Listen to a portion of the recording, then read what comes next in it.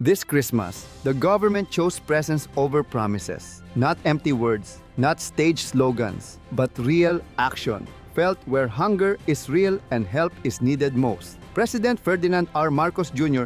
personally led Pag-abot Pasko. Kasama ang Pangulo, a Christmas outreach defined not by ceremony but by presence, compassion, and dignity. Welcome back to Tomas on Air. This is #News in Focus. Dito, malinaw ang balita, kalmado ang pagtukoy at may puso sa bawat kwento.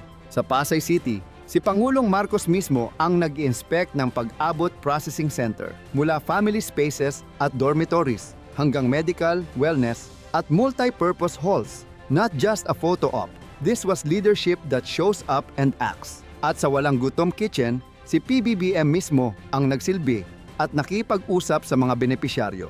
Pag-abot is more than a Christmas program. It's a lifeline. 1,772 lives touched, 741 families brought back together, now reaching NCR, Central Luzon, Calabarzon, and soon, Central Visayas.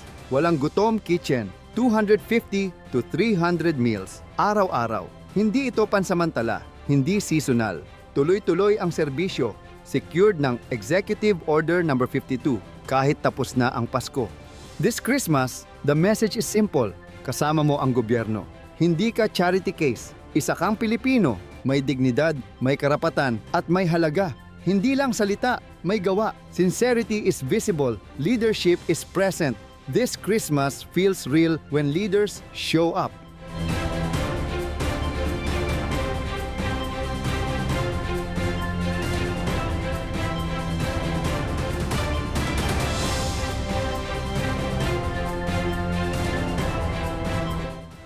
This Christmas, leadership wasn't about optics. It was about presence. With President Marcos, care and protection are not promises. They're policies na ramdam ng bawat Pilipino. Kung gusto mo ng balitang malinaw, may puso at may tunay na epekto, manatili ka sa amin. This is Tomas on Air. Kapag nagpapakita ang gobyerno, ramdam mo ang pag-asa at masdama ang diwa ng Pasko